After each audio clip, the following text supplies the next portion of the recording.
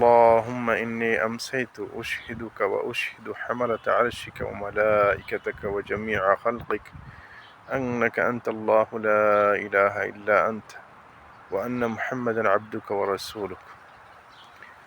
এই দোয়াটি আল্লাহ রাসূল সাল্লাল্লাহু আলাইহি ওয়াসাল্লাম ইরশাদ করেন, যে ব্যক্তি সকালে অথবা বিকেলে, যদি সকালে পড়ে তাহলে সেখানে আমসাইতুর পরিবর্তে আসবাহতু বলতে হবে। এই দোয়াটি একবার পড়লে আল্লাহ রাসূল সাল্লাল্লাহু আলাইহি ওয়াসাল্লাম বলেন যে ব্যক্তি একবার পাঠ করলো দোয়াটা সকালে বা বিকেলে, সে যেন নিজের সত্তার 1/4 কি করলো, আপনার দোজখের আগুন থেকে, জাহান্নামের আগুন থেকে মুক্ত করলো। আর যে ব্যক্তি 2বার পাঠ করলো সে যেন নিজের অর্ধাংশকে দোজখ থেকে মুক্ত করলো।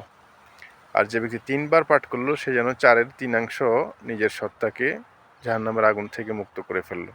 আর যে ব্যক্তি 4বার পড়লো সে যেন তার নিজের পুরো সত্তাকে জাহান্নামের আগুন থেকে মুক্ত করে ফেললো। হাদিসটির মান সহিহ, হাসান দরজার হাদিস। আমরা চেষ্টা করব এই দোয়াটা পাঠ করে হাদিসের উপর আমল করতে।